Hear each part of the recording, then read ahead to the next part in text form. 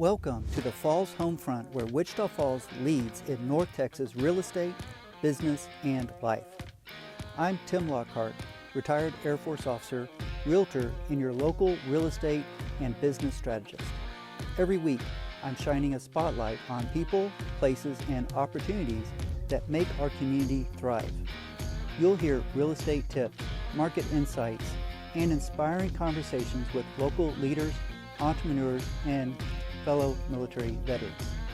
Whether you're a homeowner, investor, military family, or brand new to the area, you'll get the expert advice, community connections, and local insights you won't find anywhere else. Let's get started. Welcome to the Falls Homefront. I'm Tim Lockhart, and I appreciate you tuning in. We've got a great episode today, full of practical tips and local insights that you're not going to want to miss. Today, I'm so excited to welcome our guest, Mike Battaglino. Mike Battaglino is the District 4 City Councilor for Wichita Falls, Texas, serving a term from November 2023 to November 2026. A U.S. Air Force veteran and educator with the Department of the Air Force, he holds a Doctor of Education from Liberty University and 2 master's degrees from Embry-Riddle Aeronautical University. On the City Council, he serves as liaison to the 4A Economic Development Board, Airport Board of Adjustment, Lake Wichita Revitalization Committee, the Subcommittee of Outside Agencies, and the Finance Committee. So welcome to the podcast, Mike. All right. Thanks so much for the opportunity. Great. Yeah, so many other people who are introduced to Wichita Falls through the Air Force, being stationed here at Shepherd Air Force Base. You chose to make this community your home. Will you share a little bit about what makes Wichita Falls a great place to live, work, and raise a family? Sure. I was originally stationed here in 2009. Originally, I'm from Avon, Connecticut. So I left Avon, went to RAF Lakenheath, England, and then I moved here in 2009 when I became an instructor at Shepherd Air Force Base. And for the next 4 years, I served on active duty, and I finished 8.5 years on active duty. And at that point, I'd been all over the world. I'd been to a lot of different places. The military brought me to a lot of places, and I had also competed in a lot of different powerlifting and strongman competitions around the world. And no place that I had ever been to ever felt quite like home like Wichita Falls did. There was just something about the city that every time I came home, I was grateful to be here, and I enjoyed visiting other places, but I wanted to live here. And that was further solidified by, at the time we were dating Crystal. She's from Burke Burnett. We've been married for 10 years, but I met her in 2011, and she said, "I really like it here." And I said, "I really like it here too." So I separated from active duty, and I started my civil service career on Shepherd.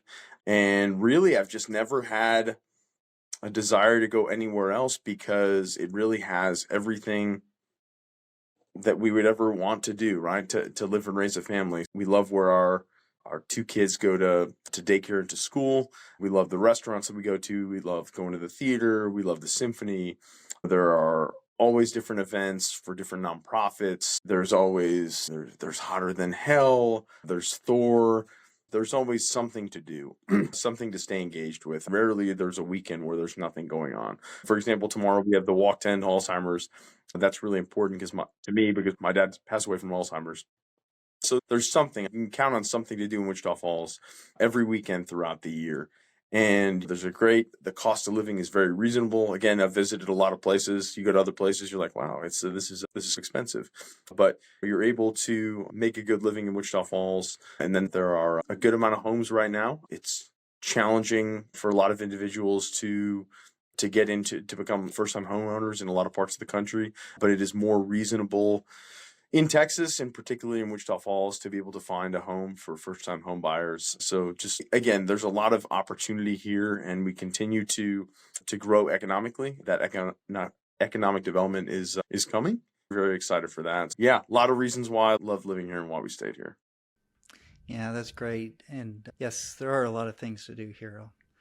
What was it that motivated you to seek a position as a city councilman?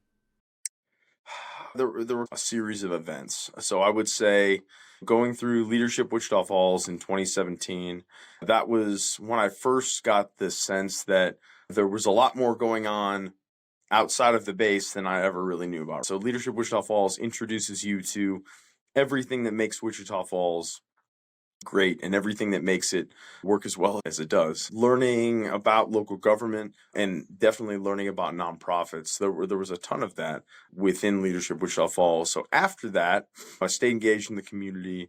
I would go on to serve on the Leadership Wichita Falls board. I started serving on city boards. I started with the park board, and then I went to the Lake Wichita Revitalization Committee.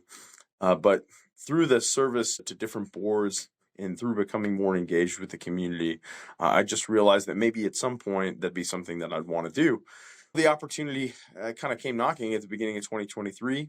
Tim Brewer decided that he was not going to run for another term, and very rarely is there an open seat, particularly in your district. And I thought to myself, I said, getting to know more about how this government runs and what you can do on city council, I think if I'm ever going to make a run at it, this is the time to do it. Early in 2023, when I found out that Tim wasn't going to run again, I just started putting things in motion, started putting a plan together, thinking about how I would deliver the message and why I felt like I was qualified to lead within the position of being a counselor, and just developed that throughout the year and spent a lot of time engaging with civic groups, talking to nonprofits, talking to a lot of different people and organizations in the community to get my message out there. And I'm very grateful for the support of my wife and my family, because it was a long year. Ultimately, we won that seat, and I've been in that for just under 2 years. It's been great. It's been everything and nothing like I thought it would be. It is a very different, unique position, but I'm so very grateful and blessed to be able to do it. It is challenging, but extremely fulfilling, rewarding, and just grateful and humbled to be able to do it. Oh, that's great. We appreciate you serving in this capacity too. So that's great.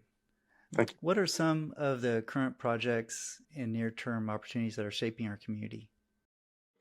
Gosh, I would say some exciting things that have happened over the past couple of years. So if you look out at the business park off the highway going towards Dallas, you see the Amazon last mile distribution center. That is exciting. They finished out the road, they finished out putting the lighting in, and they'll be in full operation here shortly. If you saw what happened at the 4A Economic Development Corporation meeting recently, they set aside some land that will end up coming to council here in just about 2 weeks for the opportunity for a business to come in here. That was over 200 acres. So we'll be able to talk a little bit more at length about what that is at the October meeting, but that is exciting. We're looking at things like Winco. Winco is a significant investment in our community that's also building out another road, South Winona. So that's awesome. You look at businesses like Vitro that are expanding, Westlake Chemical, just individual, you see these individual successes that just stack and build upon one another. And there's a lot more goodness coming, right? I'm fortunate enough to be a liaison to the 4A Economic Development Corporation, and to see the things that are coming down the pipeline are very exciting. Also exciting that I chaired the Public Safety Facility Committee for the past about year and a half, so helping shape what's going to be happening with the future of police and fire buildings, looking at what our next police station is going to look at. So we have money set aside in our fiscal year 26 budget for a new police station, being able to build that out over the next couple of years. And you'll see where that's going to be going here in the next probably 60 days. And also refreshing some of our existing fire stations, and then potentially building another 1 to 2 fire stations, because frankly, some are in really great shape and some are not. Those are exciting. We've finally gotten to the point where we're paying our first responders, police and fire, much wages that are on par with our cities, our comparison cities. So that is exciting. We've established what those wages are going to look like for the next few years. And if you saw the numbers for the most recent fire academy, that was the biggest testing class they've had in 10 years, because we were losing nearly half of our firefighters over the course of 10 years to other cities because our wages weren't comparable. So we've gotten the wages to where they need to be for police and fire, continue to grow those in accordance with those contracts that we have. But that's exciting. And really, I feel like there's a really good energy over the things that we're doing right now. And with, there's some challenges going on in our country and across the world right now. And to be able to, within Wichita Falls, have overall, I would say a very positive vibe and atmosphere is wonderful to see, because we can control what's in our span of control and influence, and to the best of our ability, we're trying to do that. Yes. Yeah, so it's good. What are some of the key initiatives supporting veterans, families, and the community at large? So if we're talking specifically about veterans, I think we're doing a good job of getting our veterans service organizations more plugged in and connected. So I'm grateful to serve also with the Disabled American Veterans Chapter 41, to serve with them, to serve with the Thomas Fowler American Legion Post 169. And then we have a couple other American Legion posts. We have Veterans of Foreign Wars. We have Mexican American Veterans Association.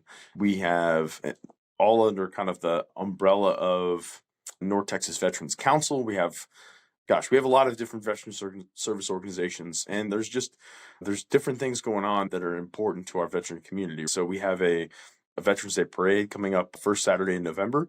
We've got a veterans improv troupe that Backdoor Theater got a grant to put on.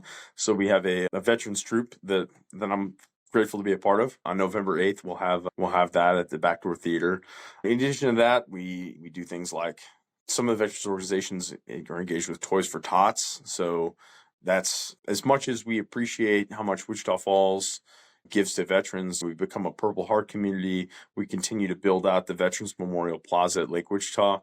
The veteran service organizations have a great desire to give back. So I think last year Toys for Tots ended up, I'm trying to think of how many families it was. I know it was several hundred kids, but it was over 100 families that were able to be served by that Toys for Tots drive. So the community really rallies around veterans, and the veterans also want to continue to give back, because that service mentality that you develop while you're in the military, it never leaves you, right? So you take off the uniform, but your desire to serve is still there. So I know you know exactly what I mean. You keep serving in Rotary. That's with you always, and I'm grateful for that. So Wichita Falls is a veteran-friendly community, and I'm so grateful for that. And the veterans love to give back just as much. Yeah, it's great. Yeah, so talking about the military background, how has your Air Force background shaped your approach to leadership? Oh, gosh. I would say that it really solidified what my core values are, which are authenticity, compassion, courage, and discipline. So really, I developed those over my military career and then my civil service career, and they just continue to use those really in just day-to-day life, but also in service to the base in my day job, to the council, to my family, to myself. Those core values, I really started developing those when I was in the military, because you grow up and you don't necessarily think about core values, but then you go to you have them, but you don't maybe necessarily put a name to them. And then you go to the Air Force and they tell you integrity first, service before self, excellence in all we do. And you're like, okay, what does that mean? And you start to embody those. And then you start to think about, okay, how would I put a name to the values that really speak to me? And I started to do that. And that the authenticity is that I am who I am, right? So the person that serves in the city council seat is the same way that I conduct myself professionally in my day job, the same way that I serve my family, the same way that I serve in nonprofits, the same way that I compete in my competitive sports. That's just who I am. For better or worse, I am who I am. And then the courage piece is I'm not afraid to make hard decisions and to do what is right and to stand behind people when they deserve to be stood up for. There are a lot of opportunities to utilize courage either in day-to-day life or in professional life. Continue to work on that and continue to display that when I need to. And then compassion, my desire to take care of people is just, it's been in me since the beginning. Since I was a kid, I've always wanted to take care of other people, always wanted to teach, and just always wanted to look out for people that perhaps couldn't look out for themselves. So that compassion, I hope, is evident in everything that I do. And then the discipline, I'm too stubborn to quit. Very grateful that if I set my mind to something, I'm just going to keep plugging away at it. Regardless of how I feel, if I'm tired, if I'm sore, If I don't feel like doing something, and I know I need to do it, I'm just going to show up and I'm going to do it because it's part of the goal and it's part of the process. And that's something that I want my kids to take away from seeing me. They're like, oh, Dad sets his mind to something, he's going to do it. Yeah, that's great. Yeah. What lessons from your military service do you carry into the city governance? Whew. I would say you look at the mission, right? You look at the mission that you need to take care of, right? So if you look at it through the context of on base, you look at the unit that you're in and what the mission of that unit is and what the commander is telling you need to get accomplished, right? So you have that mission. So very similarly, you have the mission in the city of Wichita Falls to provide the vision to the city manager so that the city manager can then lead the directors. But you want to provide them a vision like a commander's intent with what you want them to do with finite resources. The city manager prepares the budget, but we provide a lot of input and we help judiciously spend taxpayer dollars. We are there to serve the citizens, very mindful that dollars are stretched really tight right now. Every dollar that we spend within the city needs to be spent wisely. So I'm super confident in our new city manager and our chief financial officer that we've had for a couple of years. So, Jeff Jenkins and Stephen Calvert, that they are also of that same mentality, that they get the vision from the council and they don't let dollars go to waste. We have a lot of needs within the city, but we need to wisely spend those dollars because those dollars are coming from our citizens. Those principles that I learned from my time in the military of here's the mission, here's the intent, it carries over very well to running a municipal government and then as a council, helping the city manager run the day-to-day operations, but also make good decisions and tough decisions when we need to as a council. Yeah, that's good insight. Yeah, how can residents have a stronger voice in that decision-making process? Oh gosh, call me, email me, reach out. I recognize that not everyone can come to a city council meeting the first and third Tuesday of the month at 8:30. We make ourselves available, all 7 of us, as much as we can, right? So my email's out there, my phone number's out there. I've got a couple emails in the queue right now from late last night and early this morning for individuals. Let's see, one for some energy concerns related to energy costs having to do with Encore, but I can still better understand what their needs are and hear them out. And another one about a street where they're concerned about some flooding. Some phrases that kind of come to mind are like squeaky wheel gets the grease, right? So if there's an issue, we want to know about it so that we can address it. And unfortunately, I'll go with an example of like roads, right? We wish that our roads throughout the city were just in A+ shape. But the reality is that they're all A, B, C, D. And I don't know that we have any Fs right now, okay? But some of those streets that are maybe especially in that C range, you're like, gosh, I wish we could take care of these. We need to take care of the worst streets first, right? So those streets that are really not doing well, address those first because, again, resources are finite. We want to hear all of those concerns, but what I really like is when there's an issue, let's say, for example, a detention pond or a retention pond that perhaps hasn't been mowed as frequently as a citizen would like, and they're reaching out to me and going, hey, this hasn't been taken care of by the city, why? And then figuring out, hey, it rained a lot more than we expected, can we move that up in the queue because this person is concerned, like maybe whether it's a fire hazard, whether there's some, I don't know if varmints is the right term, but they're concerned that there's some creatures that could be living in some of those, that taller grass. So it's cool to see citizen reaches out to me and they say, hey, can we fix this? And then the next day, city staff is already taking care of it. They're like, yep, we knew that this particular person in this abandoned home hasn't been taking care of that grass. So we went over, we took care of it. And then there are citation mechanisms associated with that to ensure that we're holding those people accountable too. But we get out there and we take care of the citizen that's next to someone that has 5-foot tall grass. And that came from a fellow Rotarian. They let me know, they're like, hey, Mike, can we take care of this? I'm sure we can. If you didn't want to reach out directly or you didn't know who your counselor was, you could also go to, you can download the Access Wichita Falls app. And through a system called Comcate, you can put in requests.